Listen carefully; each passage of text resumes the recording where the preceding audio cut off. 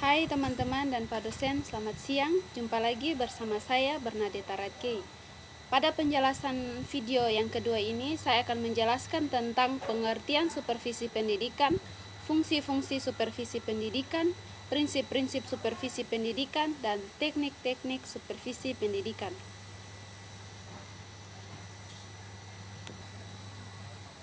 Yang pertama, pengertian supervisi pendidikan dari bahasa Inggris, yakni supervision yang berarti pengawasan atau kepengawasaan orang yang melaksanakan pekerjaan supervisi. Nah, disebut sebagai supervisor. Yang pertama, arti morfologis, yakni super atau atas atau lebih. Seorang supervisor memiliki kelebihan dalam banyak hal seperti penglihatan, pendidikan, pengalaman, kedudukan atau pangkat atau posisi dan sebagainya. Dan yang kedua, arti sematik atau real. Beberapa ahli mengatakan pengertian supervisi, yakni yang pertama, menurut Kimball Willis, merumuskan supervisi sebagai bantuan dalam pengembangan situasi belajar mengajar yang lebih baik. Seorang supervisor yang baik memiliki 5 keterampilan dasar, yaitu yang pertama, keterampilan dalam hubungan kemanusiaan, yang kedua, keterampilan dalam proses kelompok, dan yang ketiga, keterampilan dalam kepemimpinan pendidikan, keempat, keterampilan dalam mengatur personalia sekolah, dan yang kelima, keterampilan dalam evaluasi. Yang berikut menurut para ahli yakni Thomas H. Briggs dan Joseph merumuskan supervisi sebagai usaha yang sistematis dan terus-menerus untuk mendorong dan mengarahkan pertumbuhan dari guru-guru yang berkembang secara lebih efektif dalam membantu tercapainya tujuan pendidikan. Pengertian pendidikan dalam Kamus Bahasa Indonesia yakni proses pengubahan sikap dalam tata cara laku seorang atau kelompok orang dalam usaha pendewasaan manusia melalui upaya pelatihan. Dari sini dapat disimpulkan atau dapat ditarik pengertian supervisi pendidikan adalah kegiatan membina para pendidik dalam mengembangkan proses pembelajaran termasuk sebagai unsur penunjang. Fungsi supervisi pendidikan yakni yang pertama, fungsi utama supervisi ialah membina program pembelajaran yang ada sebaik-baiknya, sehingga selalu ada usaha perbaikan. Dan yang kedua, fungsi utama supervisi modern ialah menilai dan memperbaiki faktor-faktor yang memperbaiki proses pembelajaran peserta didik.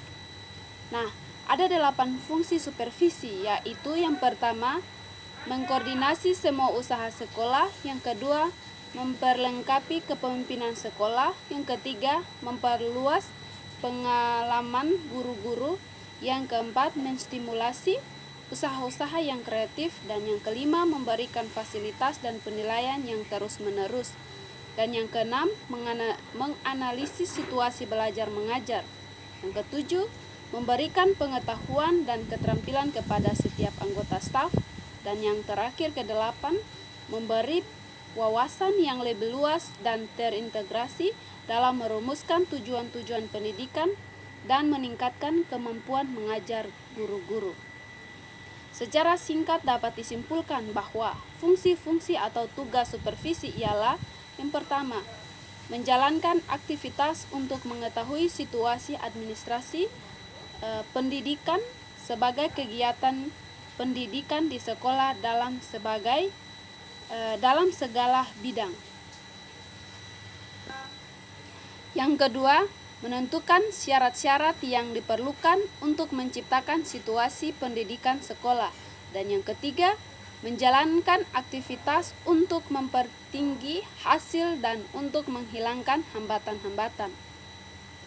Tujuan supervisi pendidikan ialah mengembangkan situasi belajar mengajar yang lebih baik melalui pembinaan dan peningkatan profesi mengajar. Tujuan supervisi dapat dirinci sebagai berikut. Yang pertama, meningkatkan efektivitas dan efisien belajar mengajar. Yang kedua, mengendalikan penyelenggaraan bidang teknik edukatif di sekolah sesuai dengan ketentuan yang telah ditetapkan.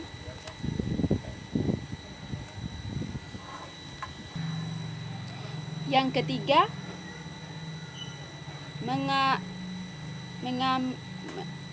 mengambil kebijakan agar kegiatan sekolah berlangsung sesuai dengan ketentuan yang berlaku. Dan yang keempat, menilai keberhasilan sekolah dalam pelaksanaan tugasnya. Yang kelima, memberi bimbingan langsung untuk perbaikan kesalahan-kesalahan atau kekurangan dan membantu mencegah masalah-masalah yang dihadapi sekolah. Tujuan umum supervisi pendidikan harus sama dengan tujuan pendidikan nasional. Nah, tujuan khusus supervisi pendidikan yang merupakan tugas-tugasnya khusus seorang supervisor yaitu pertama, membina guru-guru untuk lebih memahami tujuan umum pendidikan. Yang kedua, membina guru-guru guna mengatasi problem-problem siswa demi kemajuan presentasi belajarnya. Dan yang ketiga, membina guru-guru dalam mempersiapkan siswa-siswanya untuk menjadi anggota masyarakat yang produktif, kreatif, etis, serta religius. Keempat, membina guru-guru dalam meningkatkan kemampuan mengevaluasi, mendiagnosa kesulitan belajar. Yang kelima, membina guru-guru dalam memperbesar kesadaran tentang tata kerja. Yang keenam, memperbesar ambisi guru-guru. Yang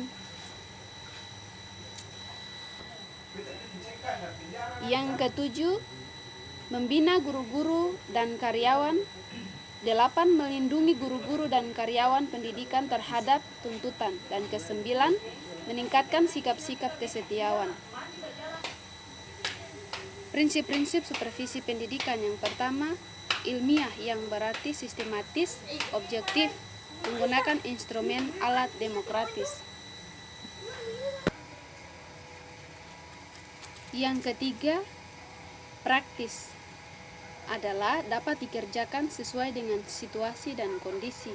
Dan yang keempat, fungsional, artinya dapat berfungsi sebagai sumber informasi. Yang kelima, relevan.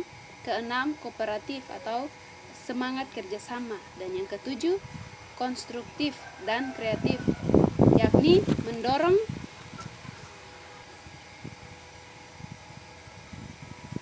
orang untuk memperbaiki kelemahan dan kekurangan serta secara kreatif berusaha meningkatkan presentasi kerjanya.